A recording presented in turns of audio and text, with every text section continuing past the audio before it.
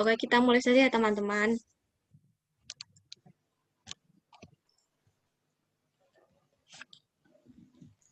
Oh, Sebelumnya, selamat pagi.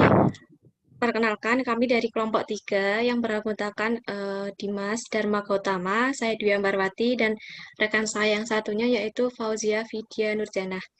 Nah, kelompok kami akan mempresentasikan mengenai teori perdagangan internasional neoklasik 2 dari jurnal yang telah kita review.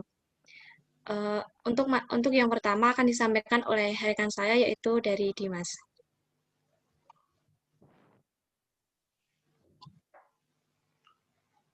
Kelihatan ya teman-teman? Kelihatan, Pak.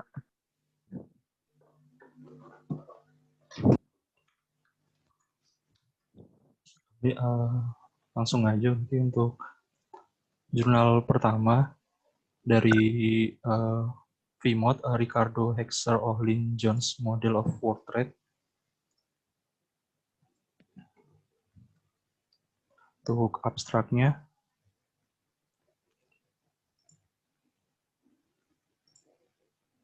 fitur utama dari model perdagangan dunia VMOD disajikan. Jadi VMOD itu model equilibrium umum 6 wilayah dari ekonomi dunia yang dikembangkan untuk menjelaskan dan model equilibrium umum 6 wilayah dari ekonomi dunia yang dikembangkan untuk menjelaskan dan memprediksi pola keunggulan komparatif di seluruh wilayah utama dunia. Jadi VMOD ini didasarkan pada teori perdagangan arus utama, berbeda dari model perdagangan dunia CGE lainnya dalam dua hal. Yang pertama, tidak menerapkan asumsi Armington bahwa barang-barang dari daerah yang berbeda secara kualitatif harganya berbeda. Dan yang kedua, mendefinisikan sektor produksi dalam kaitannya dengan proporsi faktor daripada karakteristik keluaran. Dan untuk latar belakangnya, menampilkan perbedaan dengan asumsi Armington tadi dan menyajikan model perdagangan dunia model VMOD, yaitu model equilibrium umum 6 wilayah dari ekonomi dunia. Tujuan penelitiannya menjelaskan dan memprediksi pola keunggulan komparatif di seluruh wilayah utama dunia.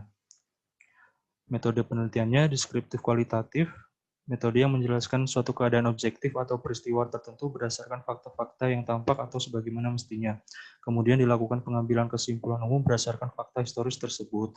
Untuk teknik analisisnya, keunggulan komparatif dan pendekatan model VMOD. Untuk hasil dan pembahasannya, jadi datanya diambil dari 6 wilayah utama dunia, yaitu WE itu Western Europe, Eropa Barat, CEP itu Jepang, OPEC negara-negara OPEC, NODC itu non minyak dari pengekspor negara berkembang, NEC itu negara industri baru untuk NA, Amerika Utara. Kemudian diambil beberapa faktor seperti faktor utama, oil raw materials, terus traded manufactured goods itu barang yang diperdagangkan, kemudian barang yang tidak diperdagangkan, kemudian permintaan akhir. Nah, dari hasil pembahasan itu diambil contoh eksperimen model keunggulan komparatif Eropa, menghasilkan produksi Eropa mencerminkan perubahan di bagian dunia lain lebih dari perubahan dari sumbangan Eropa itu sendiri. Penurunan harga nilai tambah barang padat modal disebabkan oleh peningkatan umum dalam kelimpahan modal dunia akibat dari tabungan dan fakta bahwa akumulasi modal sangat cepat di Jepang dan juga memiliki keunggulan teknologi dalam produksi padat modal. Untuk kesimpulannya, menjawab tujuan tadi, VMOD merupakan model teoritis dengan angka, bukan model produksi dan perdagangan dunia yang berbasis empiris. Ini menganggap serius teori perdagangan dengan menunjukkan prediksi tentang pola masa depan keunggulan komparatif yang dapat dibuat berdasarkan teori.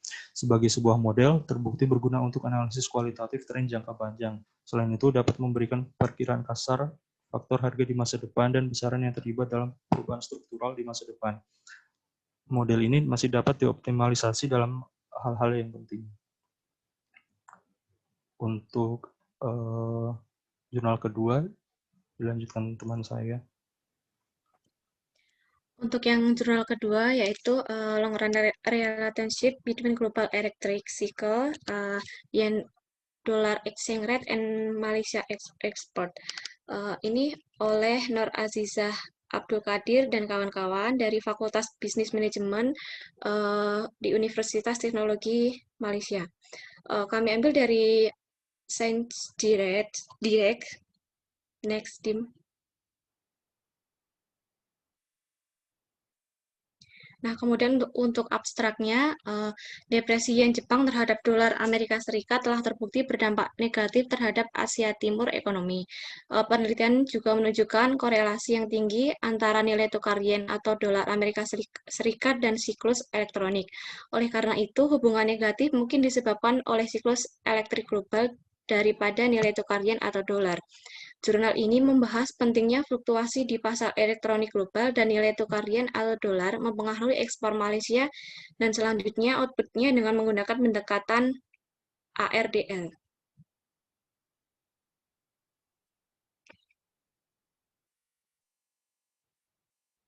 Untuk selanjutnya yaitu latar belakangnya adalah ekonomi Malaysia merupakan pasar yang berkembang dan relatif terbuka, berorientasi pada negara dan industri ekonomi baru. Barang-barang listrik dan elektronik merupakan ekspor utama negara dan menyumbang 5,4% total ekspor Malaysia ke pasar utama seperti Cina, Singapura, Jepang, Thailand, dan Amerika Serikat. Permintaan barang elektronik berfluktuasi dari tahun ke tahun, sehubungan dengan kondisi ekspor Malaysia. Kemudian, menurut Departemen Statistik Malaysia, menunjukkan bahwa industri semikonduktor adalah subsektor terpenting dan jumlahnya mencapai 36% dari total investasi disetujui di sektor elektronik. Kemudian, untuk tujuan penelitiannya adalah menganalisis hubungan antara ekspor, siklus elektronik, dan nilai tukar yen atau dolar untuk ekspor Malaysia. Tahunnya itu dari periode 1987 sampai 2012. Kemudian untuk metode penelitiannya yang digunakan adalah model Autoregressive Distribute Lag atau ARDL untuk menganalisis hubungan ekspor, siklus elektronik, dan nilai tukar yen atau dolar untuk ekspor Malaysia. Kemudian literatur reviewnya yang pertama dari Ibrahim tahun 2007 itu telah menilai bahwa pengaruh nilai tukar yen dolar terhadap ekonomi makro tertentu variabelnya yaitu output real, tingkat harga, dan jumlah uang yang beredar untuk Malaysia. Hasilnya menunjukkan bahwa nilai tukar yen atau per dolar dapat memiliki pengaruh yang signifikan terhadap variabel makroekonomi di Malaysia. Kemudian yang kedua, menurut Onavora tahun 2003, ini meneliti hubungan antara neraca perdagangan real dan nilai tukar real untuk 3 negara ASEAN, yaitu Thailand, Malaysia, dan Indonesia. Di negara mereka, perdagangan bilateral ke Amerika Serikat dan Jepang. Untuk Malaysia dan Jepang, hasilnya kointegrasi menunjukkan bahwa ada hubungan kondisi mapan jangka panjang antara neraca perdagangan real dan neraca dan nilai tukar real. Kemudian hasil penelitiannya, T-rasio yen per dolar sebesar 1,61934 menunjukkan bahwa nilai yen per dolar Amerika Serikat merupakan variabel penting untuk mempengaruhi variasi kuantitas ekspor di Malaysia. Nilai tukar yen per dolar mengapresiasi sebesar 1%. Apabila ekspor Malaysia akan meningkat sebesar 5,077%. Kemudian untuk kesimpulannya yaitu keterlibatan aktif dalam industri elektronik global telah menjadi mesin pertumbuhan yang kuat bagi negara. Tetapi membiarkan ekonomi rentan terhadap fluktuasi siklus di pasar elektronik dunia, situasi tersebut kemungkinan besar akan terjadi di negara-negara pangsa ekspor produk elektronik dan listriknya besar. Dalam kasus Malaysia, terbukti bahwa penekanan yang tinggi pada industri elektronik telah berhasil rentan terhadap ekonominya karena permintaan dunia akan semikonduktor memiliki efek jangka panjang yang positif ekspor. Untuk selanjutnya akan dijelaskan oleh rekan saya, Zizi. Ya, bisa dengar suaranya nggak? Bisa. Dengar nggak? Bisa, oke. Di sini saya akan menyampaikan tentang jurnal International Trade and the Exchange Rate Microeconomics Approach yang ditulis sama Pablo Ruiz Napoleos, Fakultas Ekonomi Universitas Nasional Autonoma Meksiko. Next. Nah, untuk abstraknya yaitu jurnal ini tuh menjelaskan tentang hubungan yang kuat antara teori perdagangan neoklasik yaitu model Hexer-Ohlin dalam konteks kondisi general equilibrium dan nilai tukar real yang ditentukan oleh harga lokal dan asing dalam mata uang bersama yaitu doktrin purchasing power parity. Pendekatannya sangat mikroekonomi. Tujuan dari esai ini adalah untuk menganalisis mekanisme kerja devaluasi nilai tukar untuk mengoreksi defisit perdagangan luar negeri. Namun mengingat dalam dunia nyata, mekanisme ini tidak lepas dari pengaruh variabel makroekonomi dan moneter lainnya, beberapa kritik paling penting disajikan. Next. Nah, untuk latar belakang dari jurnal ini tuh menunjukkan hubungan yang kuat antara teori perdagangan neoklasik, yaitu model Hexer-Ohlin dalam konteks kondisi general equilibrium, dan nilai tukar yang ditentukan oleh harga lokal dan asing dalam mata uang bersama yaitu doktrin purchasing power parity. Kemudian menghubungkan kebijakan ekonomi dengan teori ekonomi mengenai teori yang menjelaskan bagaimana devaluasi suatu mata uang yaitu penurunan nilai tukarnya terhadap mata uang lain yang fungsinya untuk memperbaiki defisit perdagangan negara mata uang itu. Untuk tujuan penelitiannya, untuk menganalisis mekanisme kerja devaluasi nilai tukar dalam mengoreksi defisit perdagangan luar negeri.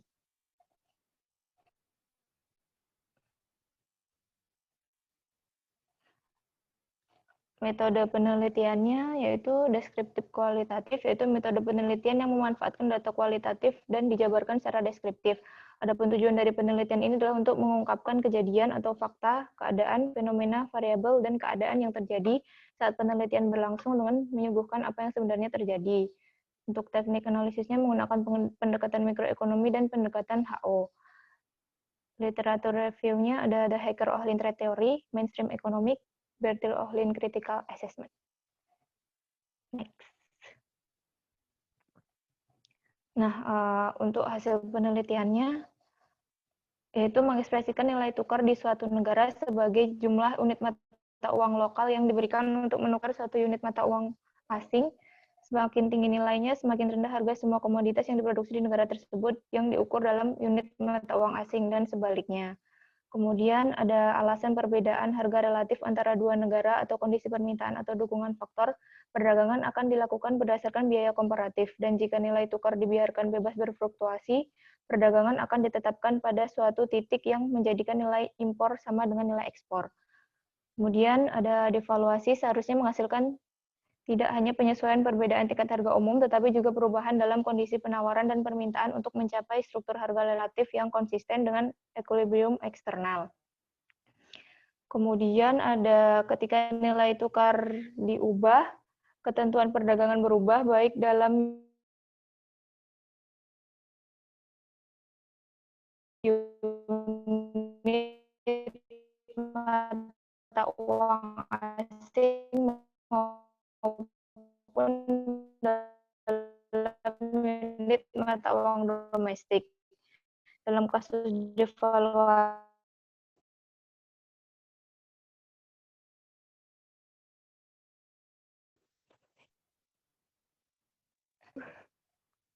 ya, untuk kesimpulannya, hubungan keduanya, teori perdagangan HO dan doktrin purchasing power parity dengan nilai tukar memiliki implikasi yang penting bagi kebijakan perdagangan.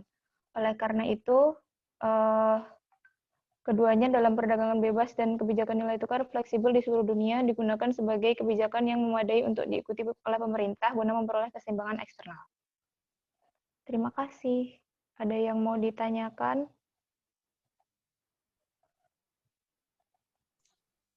Silakan teman-teman, mungkin ada yang ingin Saya ditanyakan. Ya, silakan Mas Gilang.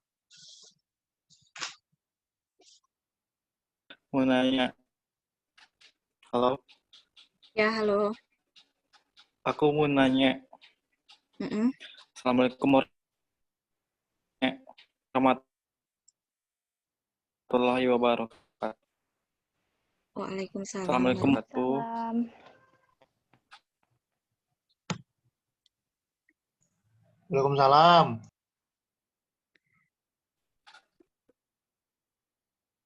Silahkan, Gilang.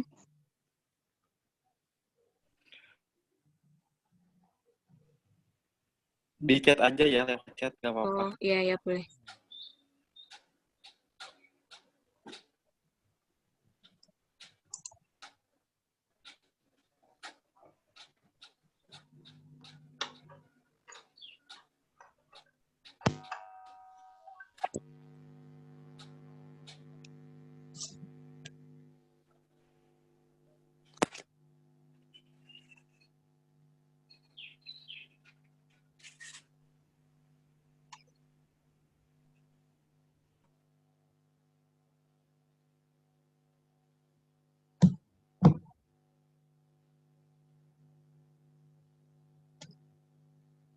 Eh, Terima kasih Gilang atas pertanyaannya. Kelompok kami akan mencoba menjawabnya.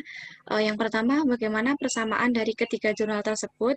Kami mengambil jurnal tersebut, alasannya yaitu eh, untuk persamaannya dari jurnal ketiga itu mungkin kami mengangkat tentang bagaimana sih efek dari exchange rate tersebut di negara-negara eh, negara-negara khusus, salah satunya negara yang kita ambil yaitu dari Malaysia.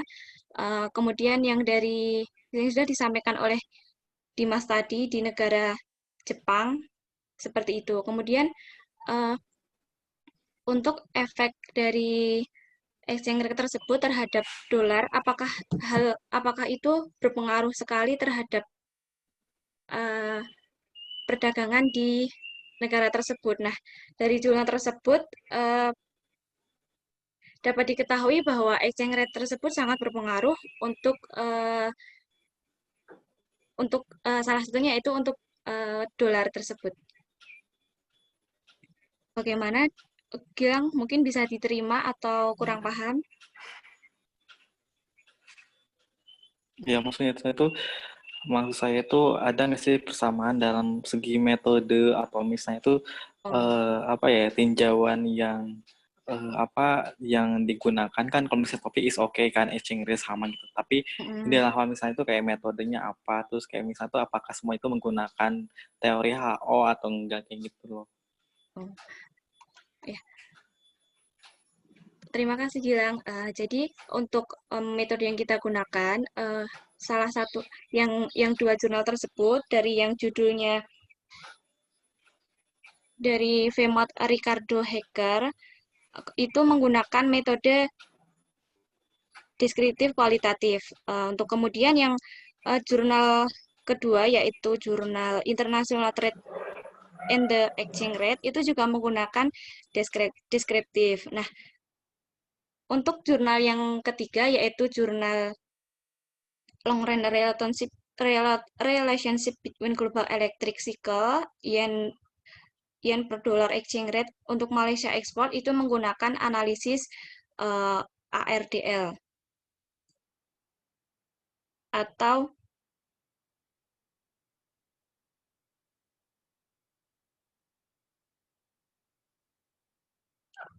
model autoregresif distribusi lag seperti itu. Bagaimana Terus Gilang, apakah bisa perbedaannya gimana itu kan? Ya, kalau perbedaannya dari ketiga itu tadi kan persamaan kan, jadi Mm-mm, menggunakan kayak deskriptif dan menggunakan statistik itu kan. Nah, mm-mm. autoregresif. Kalau sekarang itu perbedaannya apa? Apakah dalam hal misalnya itu kayak implikasinya bagaimana atau dalam latar belakang atau gimana gitu perbedaannya? Dari ketiga itu secara umum aja nggak apa-apa. Jadi kalau untuk secara umum, kalau untuk yang kasusnya kan, untuk kasus dari topik ini kan di jurnal yang kedua, yaitu yang long run relationship between global tadi. Jadi tadi bahwa nilai tukar itu sangat berpengaruh terhadap pertumbuhan dolar di Malaysia. Kemudian yang untuk jurnal pertama, yang VMOT itu, yang disampaikan oleh Dimas, eh, itu kan lebih seperti teori. Seperti teori untuk eh, menganggap bahwa perdagangan dengan menunjukkan prediksi itu menunjukkan pola untuk masa depan gitu. Kemudian yang tempatnya vidya itu juga menunjukkan teori perdagangan HO dan doktrin purchasing power parity dengan memiliki implikasi yang penting bagi kebijakan perdagangan untuk yang akan datang, seperti itu. Terus Mungkin itu apakah jurnalnya diambil berapa tahun terakhir? ini 7 tahun terakhir Oh, ya, ya. karena kami mengalami kendala untuk menemukan jurnal yang terbaru seperti itu. Oke, terima kasih Mbak Ambar. Terima kasih Gilang. Mungkin yang lain ada pertanyaan.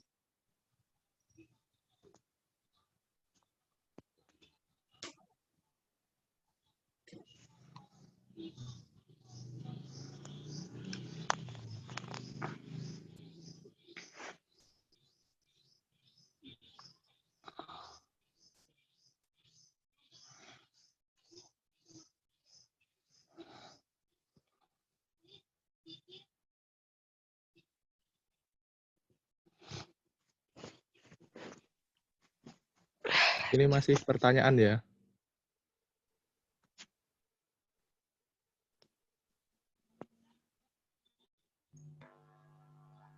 Iya Mas, kalau mau nanya silahkan.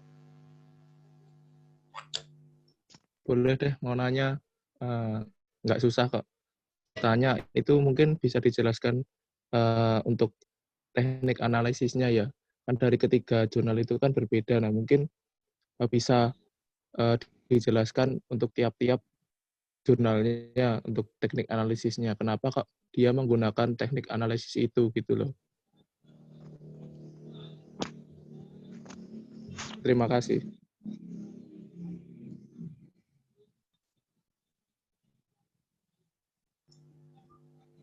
Ya Mas, terima kasih. Mungkin dari jurnal saya ya, jurnal yang VMO tadi itu jurnalnya lebih menjelaskan secara umum sih Mas. Jadi kualitatif, tidak ada perhitungan. Jadi itu sebagai caranya untuk menampilkan model VMO tadi.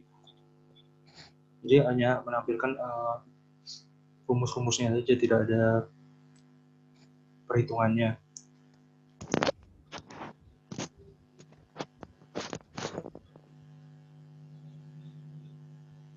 Untuk jurnalnya Mbak Ambar mungkin.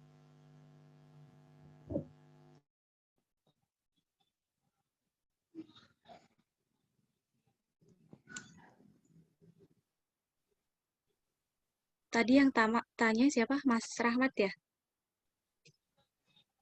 Ya. Ya. Saya akan mencoba menjawab. Jadi untuk yang jurnal kedua itu menggunakan teknik metode ARDL atau autoregressive distribusi like. Nah, kenapa menggunakan metode itu? Karena untuk mengestimasi model regresi linear.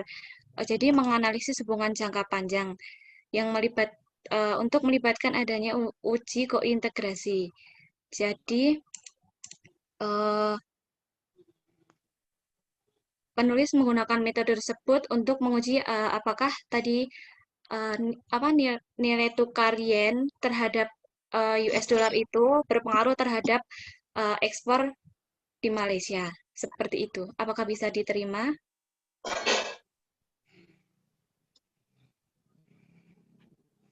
Oh, oke. Tapi untuk yang jurnalnya Mas siapa tadi? Mas Dimas ya? Ya tadi kan dia katanya kan hanya deskriptif. Tapi Kak, di itunya ada rumusnya. Mungkin itu rumusnya buat apa? Paham nggak? Ya. Saya mencoba itu ya, nambahin. Ya. Ya, Mas. Miller, silakan. Nah, mungkin gini loh, maksud dari kelompok kan penelitian itu emang ada dua kan, ada kayak deskriptif, kuantitatif, ada kualitatif. Nah, mungkin di jurnal itu dia membahas analisis deskriptif, deskriptif kuantitatif. Jadi tidak hanya memberikan informasi secara general, tetapi menggunakan data statistik. Jadi ada penggabungan antara kualitatif dengan kuantitatif, yang mana nanti jatuhnya ke regresi bisa.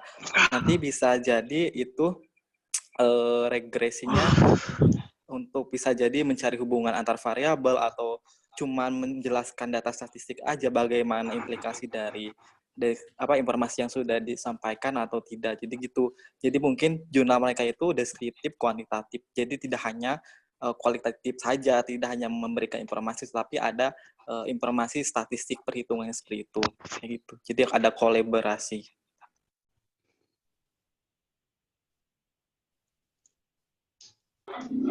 Oke, baik Mas. Terima kasih. Ya, terima kasih Mas Gilang yang sudah menambahkan jawaban. Ya, sama-sama. Untuk teman-teman yang lain, apakah masih ada pertanyaan lagi? Saya mau tanya, Boleh. Silahkan Mbak Retna. mau tanya sumber data dari ketiga jurnal bisa dijelaskan, mungkin diperoleh dari mana? Oh, untuk jurnal yang kedua, yang dari kasus apa yang terhadap dolar untuk kasus ekspor Malaysia, itu datanya diperoleh dari statistik Badan Pusat Statistik di Malaysia, Mbak Retna, dari tahun 1987 sampai tahun 2012. Terima kasih.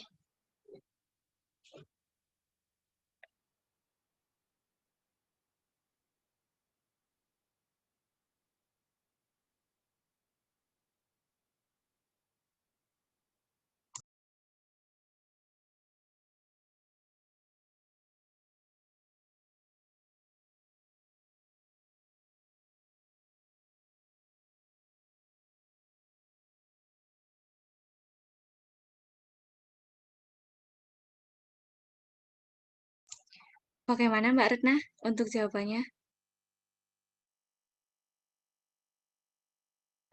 Kalau yang lain, mungkin yang jurnal lainnya kan tadi ada yang pakai teori-teori juga itu. Yang jurnal lainnya.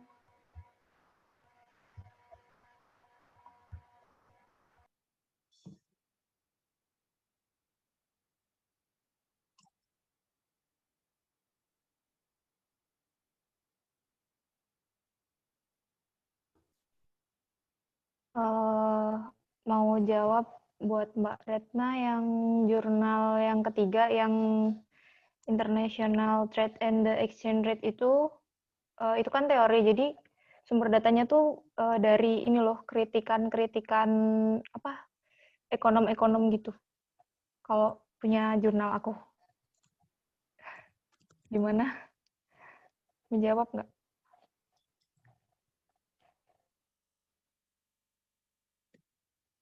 Berarti lebih ke dari itu mungkin penelitian-penelitian sebelumnya mungkin ya. Oh iya, Oke, kasih. sama-sama. Nah, kalau jurnal yang pertama tadi, jurnal Vimo tadi, sama sih Mbak, dari jurnal-jurnal internasional, beberapa jurnal-jurnal internasional yang menjelaskan perdagangan internasional di 6 wilayah tadi, 6 negara tadi.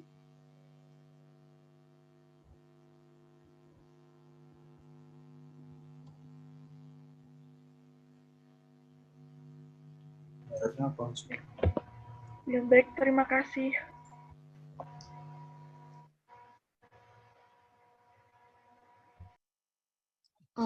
Kemudian ada pertanyaan yang dari chat dari Mas Ramadhani Desra.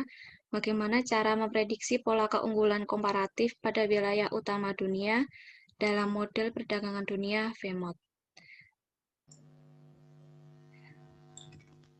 Terima kasih Mas atas pertanyaannya. Kelompok kami akan mencoba menjawabnya. Iya, Mas, terima kasih untuk pertanyaannya. Jadi yang sudah dijelaskan tadi, dalam model perdagangan dunia VMOT itu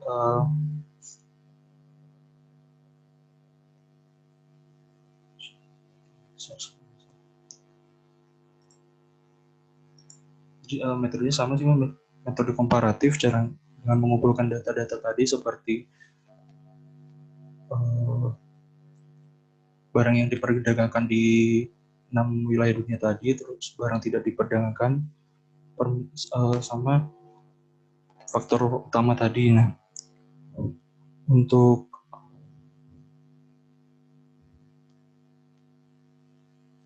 analisisnya itu pakai algoritma SLCP atau Sequence of Linear Complementary Problems. Terdiri dari 2 bagian, yang pertama teknik versi tujuan umum, bagian dalam, dan bagian literatif luar. Nah, tapi di jurnal ini kita tidak hanya menjelaskan secara umum bagaimana cara-caranya. Untuk perhitungan algoritma SLCP-nya itu tidak dijelaskan. Gitu, Mas Rama dan Desra, ya, apakah sudah menjawab?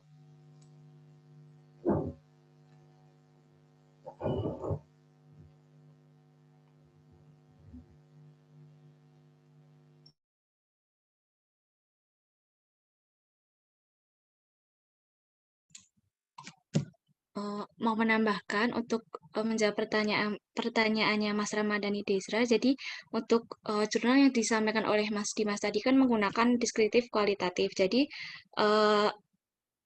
menjelaskan suatu keadaan objektif atau nanti kesimpulannya bisa diambil dari peristiwa berdasarkan fakta-fakta yang tampak, kemudian dilakukan pengambilan kesimpulan yang umum berdasarkan fakta historis tersebut. Terima kasih. Mas Ramadhani Desra, apakah jawabannya bisa diterima? Iya, bisa. Terima kasih. Maaf ya, nggak nyalain kamera, lagi di luar. Ya, nggak apa-apa. Teman-teman, apakah ada yang pertanyaan lagi atau mungkin cukup?